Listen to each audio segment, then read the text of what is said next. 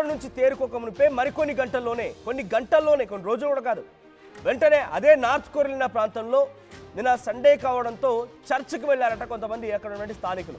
So ఆ చర్చిలోకి ఒక car తీసుకొని రయ్యమని దూసుకొచ్చి ముందుగా ఫైరింగ్ ఓపెన్ చేశాడు. దాంట్లో ఘటనలో ఒకరు మరణించిన తర్వాత వెంటనే అదే వెహికల్ని తీసుకొని మళ్ళీ ఆ చర్చిని ఢీ కొట్టాడట. చర్చిని ఢీ కొట్టి ఆ కార్తో ఆ ట్రక్తో తర్వాత ఆ చర్చ్ కూడా నిప్పంటించాడు. సో ఈ సంఘటన పరిశీలించిన తర్వాత అక్కడి పోలీసులు స్థానికులు అంతా కలిసి ఆ వ్యక్తి ఎవరు దుండగుడు ఉన్నాడో వాడిని కాల్చి చంపినట్టు తెలుస్తోంది. సో ప్రస్తుతానికి చర్చిలో ఆ సమయంలో నిప్పెట్టిన సమయంలో కొన్ని వందలాది మంది లోపల ప్రార్థనలు చేస్తూ ఉన్నారు. సో వారందరి పరిస్థితి ఇంకా అధికారికంగా అటు అమెరికా ఎటువంటి విధంగా అధికారికంగా వెల్లడించకపోయినప్పటికీ వందలాది మందికి పైబడే ఆ చర్చిలో ఉన్నారు. నిప్పంటుకున్న చర్చిలో అనంటే మరణాల సంఖ్య చాలా దారుణంగా పెరిగే అవకాశం ఉంది.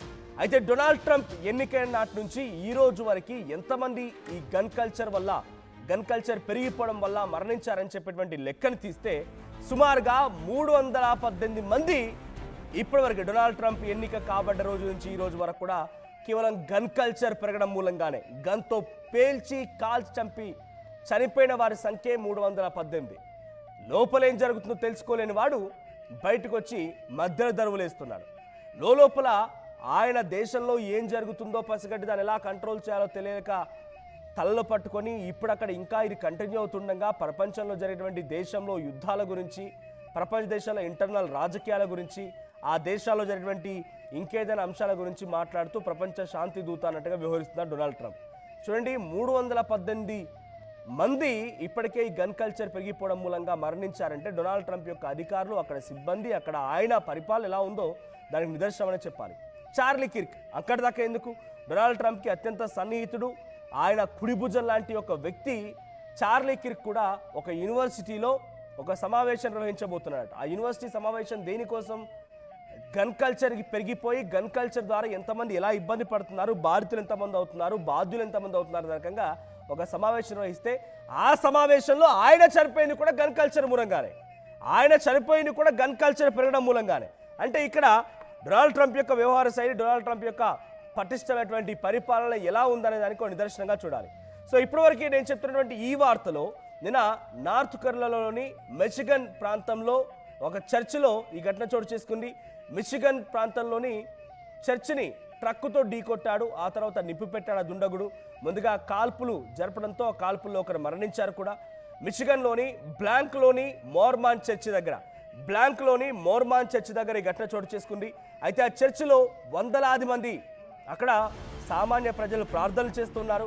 ఆ ప్రార్థనలు చేసేవారంతా కూడా ఇప్పుడు నిప్పంటించడంతో అందులో చిక్కుకుపోయారు. అయితే అధికారులు ఇంకా ఎక్కడ కూడా దీనికి సంబంధించి అఫీషియల్ ఇన్ఫర్మేషన్ పాస్ ఆన్ చేయలేదు.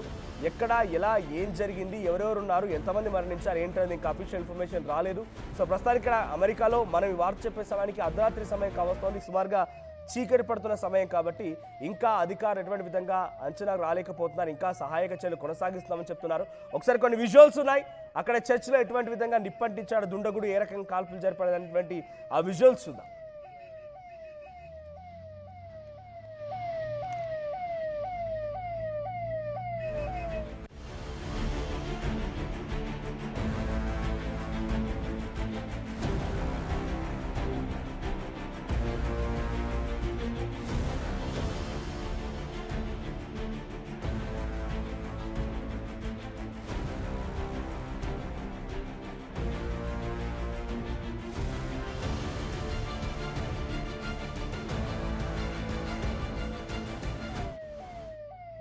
Right, look at this visuals. ఈ విజువల్స్ మీరు గమనించండి.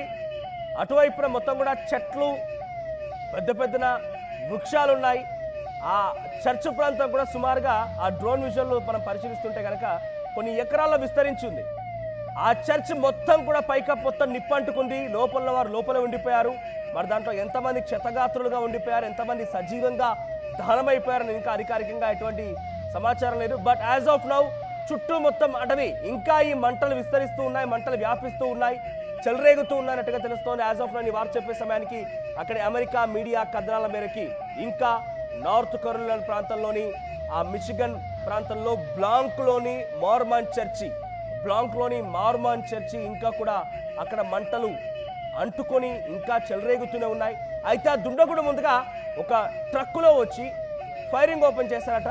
దాంతో ఒక వ్యక్తి మరణించాడు. ఆ ఫైరింగ్ ఓపెన్ చేయడంతోనే అంతా అలర్ట్ అయిపోయి అందరూ కూడా దాక్కునే ప్రయత్నం చేశారు. దీంతో ఏం చేయలేక డైరెక్ట్గా అందులో ఉన్న అందరినీ కూడా చంపాలనుకున్నాడేమో తెలియదు, కానీ డైరెక్ట్గా ట్రక్కుతో ఆ చర్చిని ఢీకొట్టి ఆ తర్వాత నిప్పంటించాడట. సో నిప్పంటించే సమయానికి ఆ చర్చిలో కొన్ని 100 మందికి పైగా అందులో ప్రార్థనలు చేస్తూ ఉన్నారు. సో అయితే అదే నిప్పంటించిన క్రమంలో చుట్టూ కొంతమంది స్థానికులు కానివ్వండి, పోలీసులు హుటాహుట అక్కడ చేరుకొని ఆ దుండగుడిని కూడా కాల్ చంపినట్టు తెలుస్తోంది. సో ప్రస్తుతానికి ఆ దుండగుడు ఎందుకు ఈ రకంగా చేయాల్సి వచ్చింది, ఎందుకు టార్గెట్గా చేశాడు అనేది మాత్రం తెలియలేదు. బట్ యాజ్ ఆఫ్ నౌ ఈ 2 రోజుల్లోనే, కొన్ని గంటల వ్యవధిలోనే సుమారుగా 4 మరణిస్తే 17 మందికి చాలా తీవ్రంగా గాయాలయ్యాయి. అయితే రీసెంట్ డేస్లో ఈ సెప్టెంబర్ మంత్లోనే ఎటువంటి ఘటనలు చోటు చేసుకున్నాయి కొన్ని మీకు వివరంగా మళ్ళీ చెప్పే ప్రయత్నం చేస్తాను. నిన్న 28th రోజు ఒక చర్చిలో ఒకరి మరణానికి కారణమవడం, ఇంకా ఈ మరణాల సంఖ్య పెరిగే అవకాశం ఉంది. సుమారుగా 10ల్లో ఉండొచ్చు, సుమారుగా 100ల్లో ఉండినా కూడా ఆశ్చర్యపోవాల్సిన అవసరం లేదు. బికాజ్ ఆ చర్చ్ పైకప్పు ఎలా నిప్పులు రగులుతోంది, అక్కడ ఏ రకంగా దట్టమైన పొగలు కమ్ముకున్నాయో మనం చూస్తుంటే ఆ చర్చ్లో ఉన్న వారి పరిస్థితి ఏంటో అర్థం చేసుకోవచ్చు. సో సుమారుగా ఆల్రెడీ ఒకరు మరణించారంటే అఫీషియల్ ఇన్ఫర్మేషన్ ఉంది. ఇంకెంతమంది మరణించారని ఇంకా తెలియడం లేదు. ఇంకా మరణాలు సంభవించే అవకాశం కూడా ఉంది. సో నిన్న నార్త్ కొరియాలోని మిషిగన్లోని బ్లాంక్లోని మోర్మాన్ చర్చ్లో ఈ ఘటన చోటు చేసుకుంటే, అంతకంటే ముందు రోజు సౌత్ పోర్ట్ యాచ్ బేసిన్ దగ్గర ఒక దుండగుడు పడవలో వచ్చి అక్కడ ఫిష్ కంపెనీ రెస్టారెంట్ పైన దాడులు చేసి అందరినీ హతమార్చే ప్రయత్నం చేశాడు. దాడుల్లో 3 మరణించారు. సో మిగిలిన వారందరికీ కూడా తీవ్రంగా గాయాలయ్యాయి. సో అక్కడ 3 మరణాలు సంభవించాయి, 8 మందికి చాలా తీవ్రంగా గాయాలయ్యాయి. సెప్టెంబర్ 25 అంటే ఒకరోజు ముందు, నిన్న మొన్న అంతకంటే ఒకరోజు ముందు 3కి చాలా తీవ్రంగా గాయాలయ్యాయి. డల్లాస్ ఫీల్డ్ ఆఫీస్లో ఒక రూఫ్ టాప్ పైన ఇమిగ్రేషన్ అధికారులు, కస్టమ్స్ ఎన్ఫోర్స్మెంట్ అధికారులు తనిఖీలు చేస్తుండగా అక్కడ ఫైరింగ్ జరిగింది. ఈ ఘటనలో 3 మరణించారు. ఇక సెప్టెంబర్ 20న లౌసియానా దగ్గర 150 మంది పబ్లిక్ పైన చాలా దుర్మార్గంగా దాడి చేశాడు ఒక వ్యక్తి.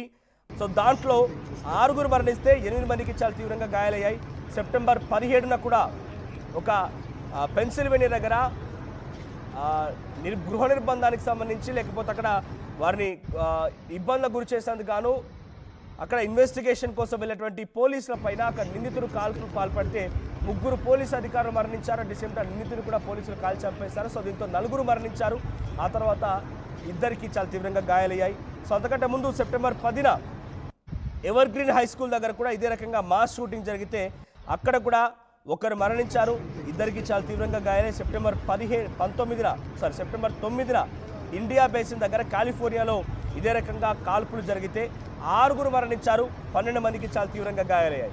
సో ఈ స్థాయిలో వరుసగా గన్ కల్చర్ పెరిగిపోవడంతో అమెరికాలో పబ్లిక్ అంతా కూడా సతమతం అవుతున్నారు, కొంత ఆందోళనకు గురవుతున్నారు. గన్ కల్చర్ మూలంగా డొనాల్డ్ ట్రంప్ అధికారంలోకి వచ్చి నుంచి ఈ రోజు వరకు కూడా కేవలం ఈ కొన్ని నెలల్లోనే